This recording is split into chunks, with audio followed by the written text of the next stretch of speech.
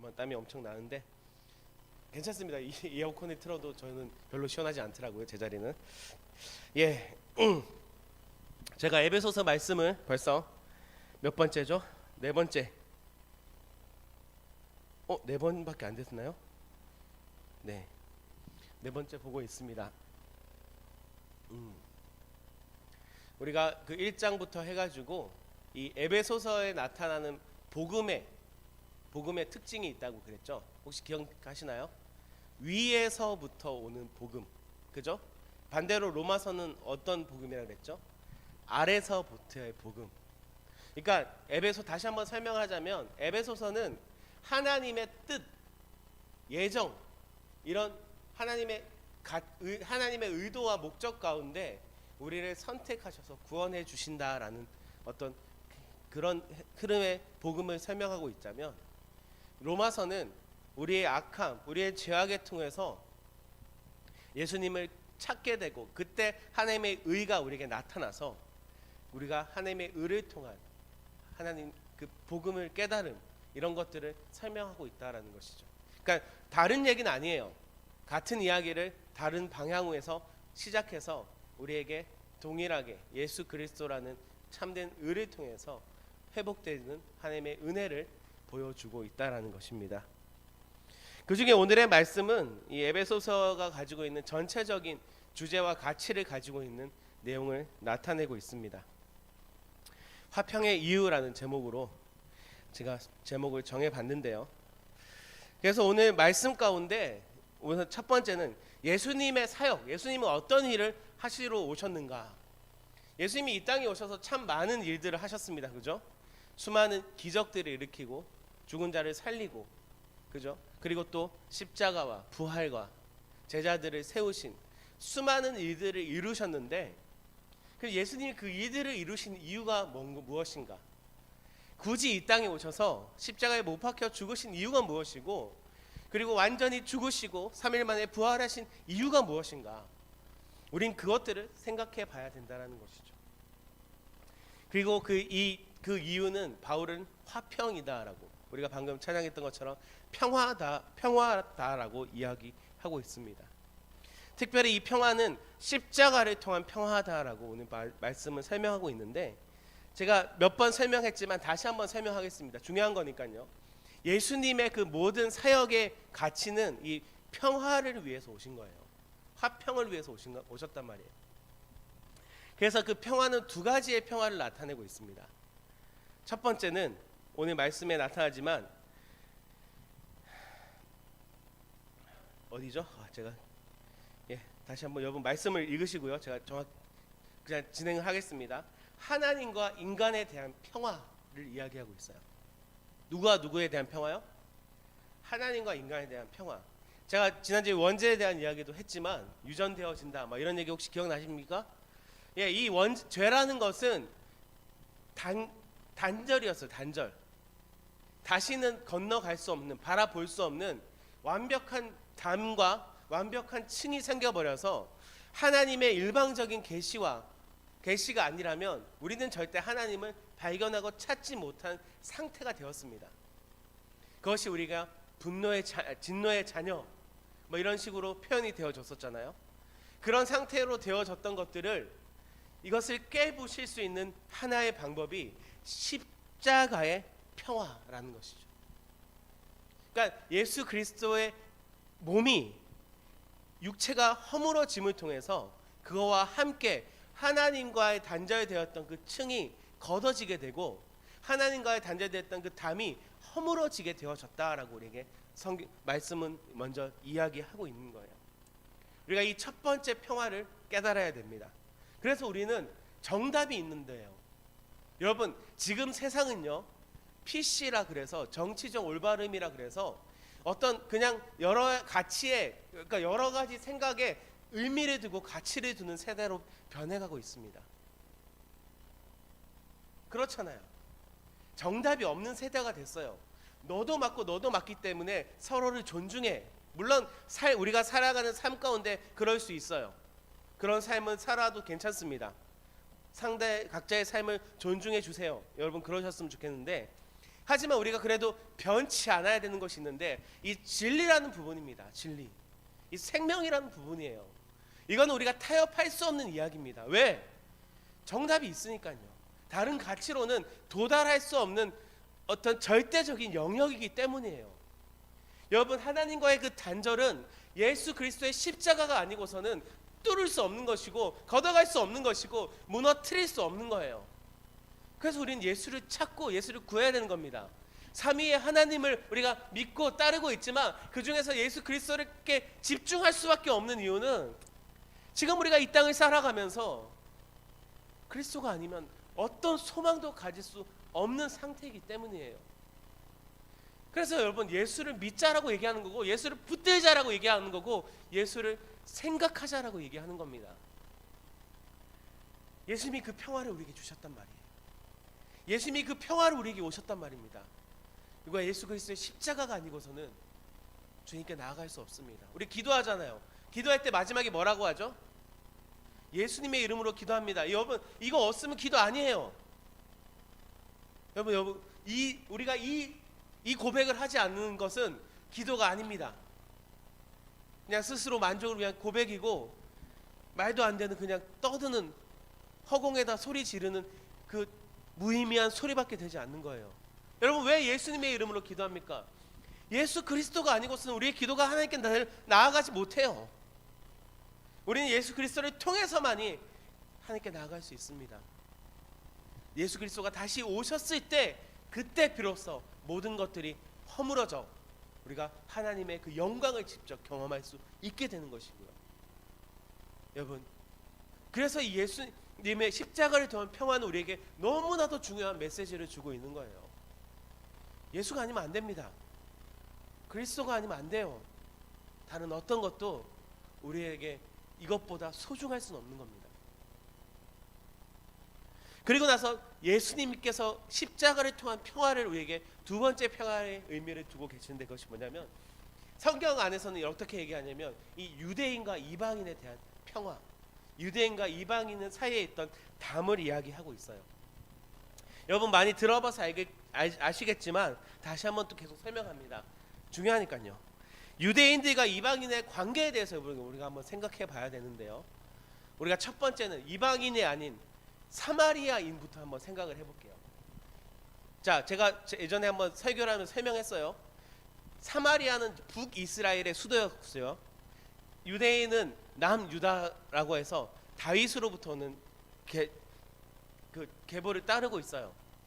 근데 이 북이스라엘은 아수르한테 멸망을 당하면서 어떤 정책이 펼쳐졌냐면 민족을 섞어버리는 정책을 했단 말이에요. 그러니까 외국에 있는 여러 나라, 아수르가 다스렸던 수많은 나라, 자신의 민족들을 이스라엘 그 사마리아 땅에 이주를 시켜서 그리고 남자들은 또 다른 지역으로 보내서 서로 다른 민족끼리 혼인을 하게 만들고 자녀를 갖게 만들었어요. 그러면서 자신의 그 민족성이 흩어지게 만드는 겁니다. 여러분 옛날에 배웠겠지만 우리가 일제시대 때 무슨 말을 배웠죠? 일본말을 배웠잖아요. 왜 일본말을 배웠고 왜 천황을 섬기게 했을까요? 민족적인 사상을 지울 때 쉽게 그들을 다스릴 수 있기 때문에. 아수르가 그런 정책을 펼쳤단 말이에요. 그래서 사마리아인들은 이렇게 표현할게요. 핏줄이 온전히 유대인들이 아닌 거예요. 예, 이해가 되십니까? 근데 이것을 유대인들은 더럽다라고 생각합니다. 여러분 오해하지 마시기 바랍니다. 혼혈인들이 잘못된 게 아니에요. 제가 성경의 시대로 얘기하고 있는 거예요. 여러분 그래서 제 말을 오해하지 말고 들으세요. 더럽다라고 얘기하고 짐승이다라고 얘기하고 있어요. 야만인이라고 얘기하고 있습니다. 여러분 더러운 것을 여러분 더러운 땅에 흙탕물이 아니라 정말로 그 분뇨가 가득한 땅을 여러분 밟고 지나갈 수 있어요? 아무렇지 않게? 우리 그러지 않잖아요. 가까운 길임에도 불구하고 좀 돌아가더라도 거기에 밟지 않잖아요. 이스라엘 백성들, 유대인들에게는 사마리아 땅이 그런 존재였습니다. 더럽지 않아요. 깨끗한 거리임에도 불구하고 그 사마리아인들, 민족이 섞인 사람들이 살고 있다는 이유만으로 그 땅은 밟지 않는, 그 땅으로 혹시라도 밟게 되면 모래를 털고 먼지를 털고 굳이 먼 길을 돌아가는 사람들이 유대인이었단 말이에요. 자, 사마리아인도 이렇고, 그러면 이방인들은 어떨까요? 이방인들도 역시 똑같습니다. 여러분, 제가 지난주에 얘기했지만 베드로가 갈라디아서에서 바울에게 책망을 받아요. 왜냐하면 유대인들은 이방인과 함께 식사를 하면 안 돼요. 그들은 마치 이런 겁니다. 우리가 돼지 우리 속에 들어가서 그들과 함께 밥 먹는다라고 생각하고 있는 거예요. 정결하지 않은 겁니다. 깨끗하지 않은 겁니다. 베드로조차도 부활하신 예수님을 만나서 성령의 그 역사, 오순절의 역사를 경험한 베드로조차도 그 자리에 있는 것이 불편할 만큼 그들의 생각 가운데 깊숙하게 빠져 있는 것이 이 유대인과 이방인, 유대인과 사마리아인의 관계였단 말이죠. 실제로 성전, 여러분, 성전은 두 번 지어지게 돼요. 첫 번째는 솔로몬을 통해서 성전이 지어지고 이것이 무너진 다음에 우리가 에스라, 느헤미야 시대 때 다시 한번 이 번째 성전이 지어지게 되고, 그것이 신약에 있는 헤롯 성전까지 이어지게 됩니다.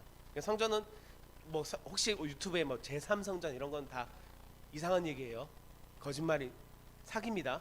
성전은 딱 두 번 지어지게 되고 무너지고 다시 지어질 필요가 없게 되는 거예요.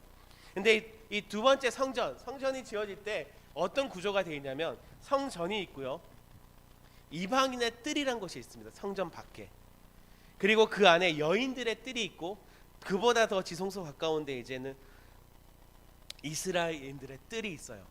근데 그러니까 제가 나중에 사진을 보여드렸어야 되는데, 중요한 건 뭐냐면 이 성전을 갖고 있는 담이 높이가 별로 높지 않았어요. 한 1.5m 정도 되는 겁니다. 자, 한 요 정도 되겠죠.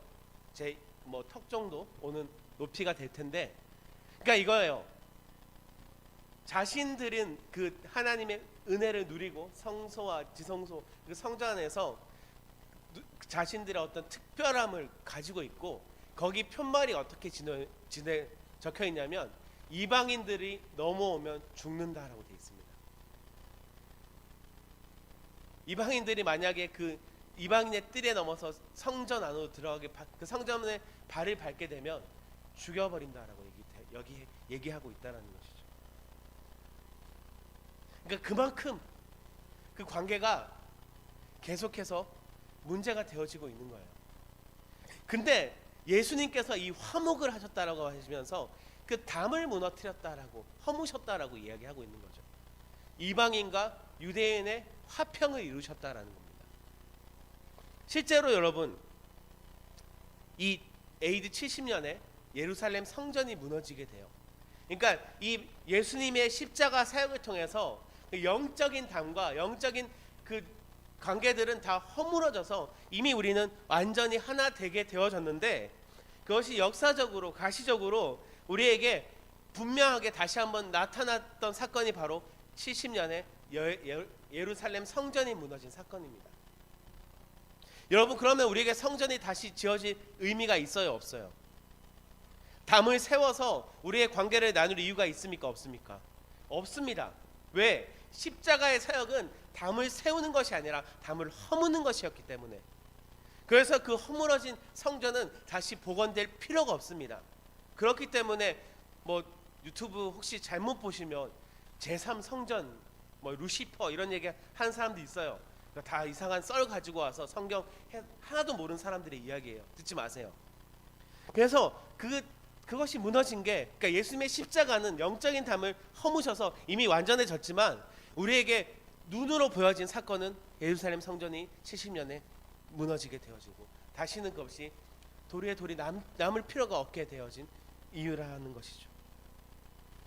이것이 예수님의 평화의 사역이었습니다. 그러니까 우리는 지금 이해할 수 없는 거예요. 이방인과 유대인 나눈 거에서 지금 우리가 갖고 있는 세상과 지금 우리가 갖고 있는 가치관과 그때 시대는 너무 다른 거기 때문에. 근데 지금 바울이 얘기하는 화평, 예수 그리스도의 복음을 통해서 나타난 이 평화는 그 당시 어떤 누구도 상상하지 못하고 생각하지 못한 놀라운 이야기였다라는 것을 여러분 분명히 기억하시기 바랍니다. 혁명이에요. 혁명. 그 복음은 혁명이에요. 우리의 모든 가치관을 깨부셔서 바꿔버리는 것입니다. 그리고 나서 우리 또 말씀을 통해서 생각해 볼 수 있는 것만 율법입니다. 율법. 여러분 율법이 뭐죠? 오늘 말씀해 보니까 율법을 폐기하셨다라고 얘기하고 있죠. 그죠? 근데 우리가 복음서에 보면 율법을 복음서인가요? 죄송합니다. 기가네. 율법을 완성했다라고 얘기하고 있어요. 바울이죠. 바울은 율법을 완성했다라고 얘기하는데 다른 서신서에서 근데 왜 이 에베소서에는 율법을 폐기했다라고 얘기할까요? 제가 이게 중요한 거거든요. 이거 설명해 드리겠습니다. 자, 율법은 언제부터 존재했을까요? 율법은 인류가 시작하면서부터 존재한 겁니다. 그죠? 근데 그 율법이 언제 문서화가 되고 정리가 되냐면 모세 때 문서화가 되고 정리가 되는 거예요. 우리가 그걸 십계명이라고 얘기하고 있죠. 그러니까 율법이 가지고 있는 진짜 의미는 뭐냐면 여러분 이걸 아셔야 됩니다. 이거 아시면 어서 아는 척할 수 있어요. 율법은 하나님을 바르게 아는 것입니다. 따라해 봅시다. 하나님을 바르게 아는 것. 여러분 이게 율법이에요. 율법은 형식을 갖추고 복장을 갖춰서 어떤 의식을 치르는 것이 아니라 우리의 삶을 제한하는 것이 아니라 율법이 갖고 있는 원래의 의미, 원래의 의도, 원래의 목적은 하나님을 바르게 아는 겁니다. 여러분 하나님을 바르게 아는 게 왜 율법이 되냐면 하나님을 바르게 알면 우리는 하나님을 찬양할 수밖에 없고 하나님을 사랑할 수밖에 없어요. 그렇지 않습니까? 그분의 어떤 은혜와 그분의 사랑과 그분의 위대하신가 그분의 그 놀라운 삶의 그 모든 것들을 우리가 알게 되면 어떻게 우리가 그분을 사랑하지 않을 수 있겠습니까? 어떻게 우리가 그분을 찬양하지 않을 수 있겠습니까? 율법은 그렇게 해서 우리가 하나님을 찬양하게 하는 겁니다. 하나님을 믿고 따르게 하는 겁니다. 하나님을 의지하게 하는 거예요. 십계명이 그런 거 아닙니까? 십계명이 그런 거잖아요. 그리고 이 율법을 하나님을 바르게 알게 되면 자 하나님의 형상으로 지어진 우리를 소중히 여길 수밖에 없지 않겠습니까? 그렇잖아요. 십계명이 뭐예요? 하나님을 사랑하고 이웃을 사랑하는 거잖아요. 하나님을 바르게 알면 하나님의 형상을 닮아 창조된 서로를 아낄 수밖에 없습니다. 존중할 수밖에 없고 섬길 수밖에 없게 되는 겁니다. 그래서 율법은 뭐라고요? 하나님을 바르게 아는 거예요.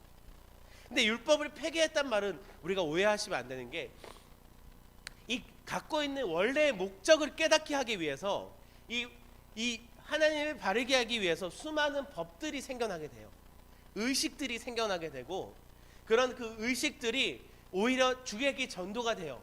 우리는 하나님을 바르게 알기 위해서 이 행동을 했고 우리는 하나님을 바르게 하기 위해서 우리의 삶을 절제했는데 어느 순간 하나님을 아는 것은 없어졌어요. 사라졌습니다.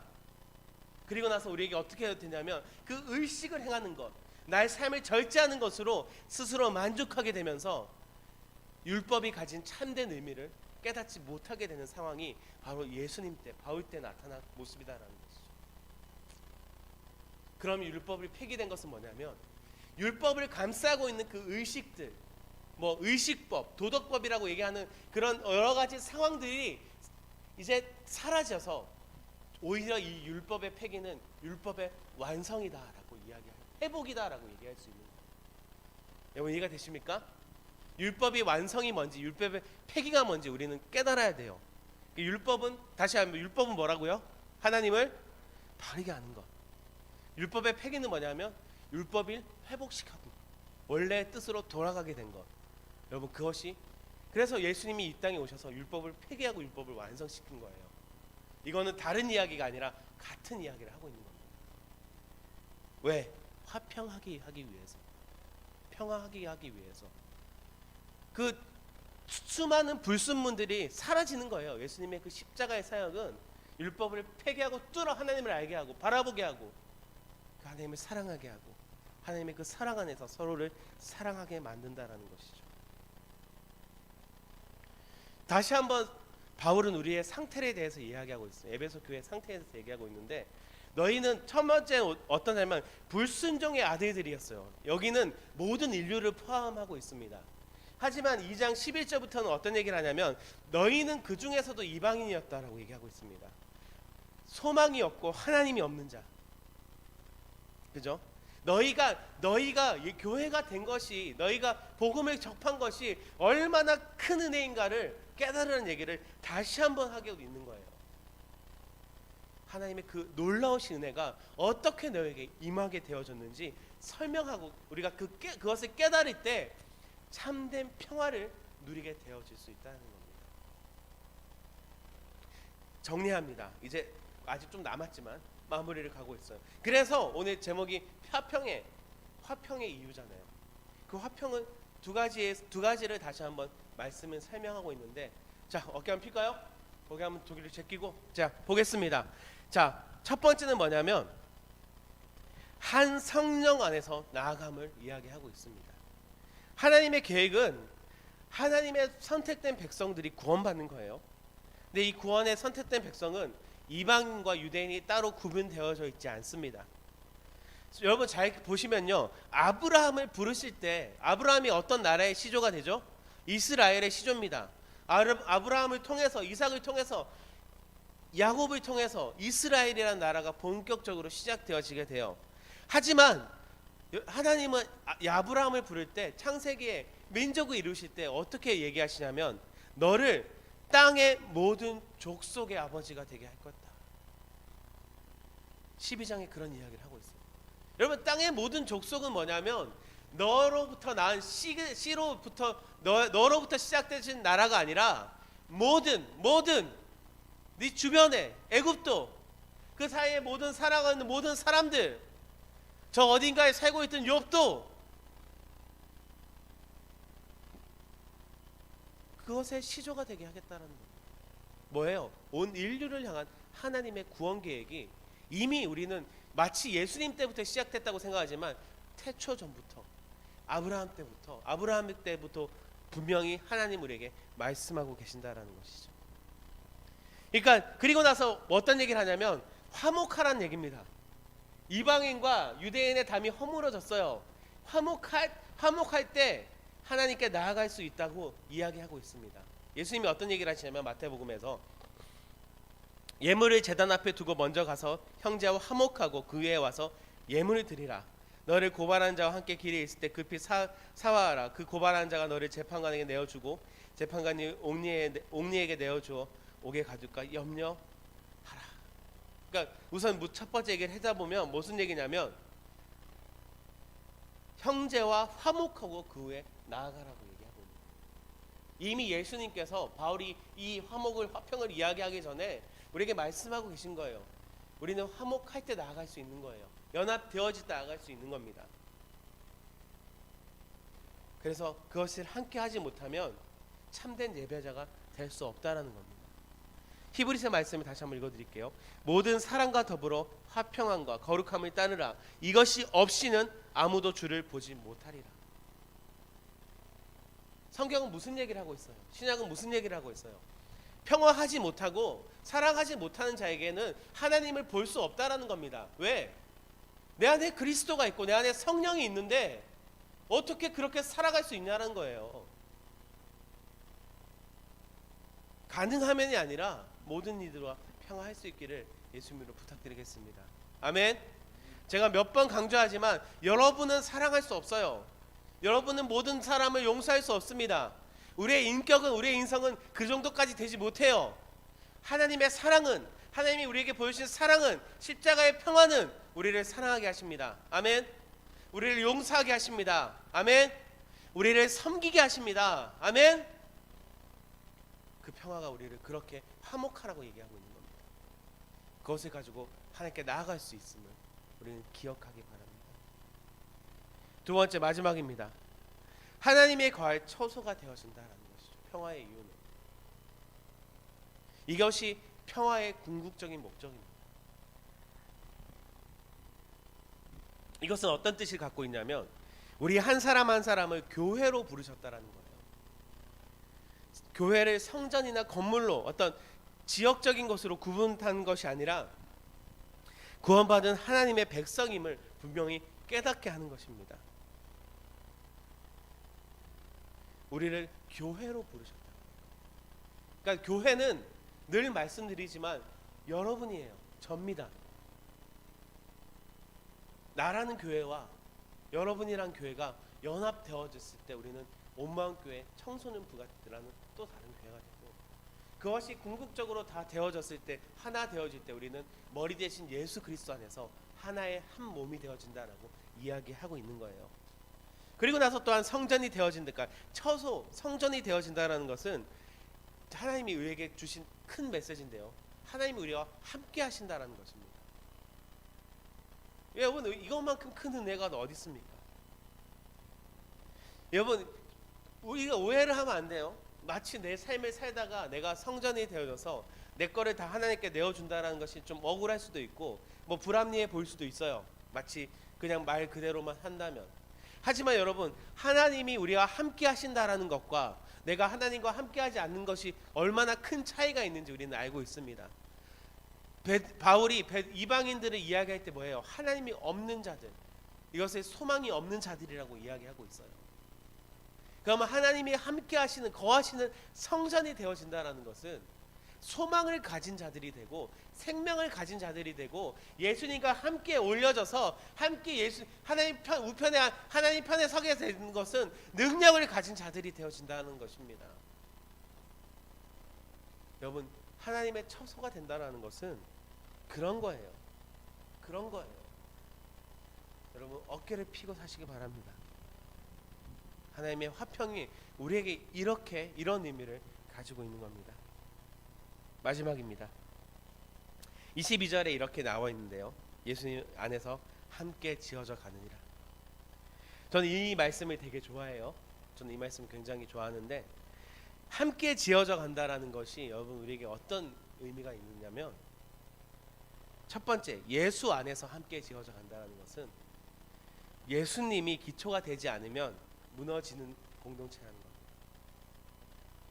우리가 아무리 즐겁고 아무리 행복하고 아무리 많은 것들을 가지고 있어서 나눌 수 있어도 여러분, 예수가 없으면 무너질 수밖에 없음을 기억하시기 바랍니다.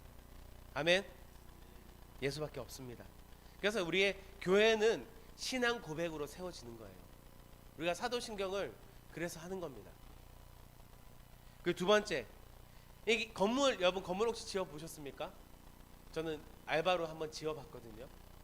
건물은 물론 요즘에 막 만들어서 쌓는 건물 방식도 있겠지만 기본적으로 아래서부터 지어가는 거예요.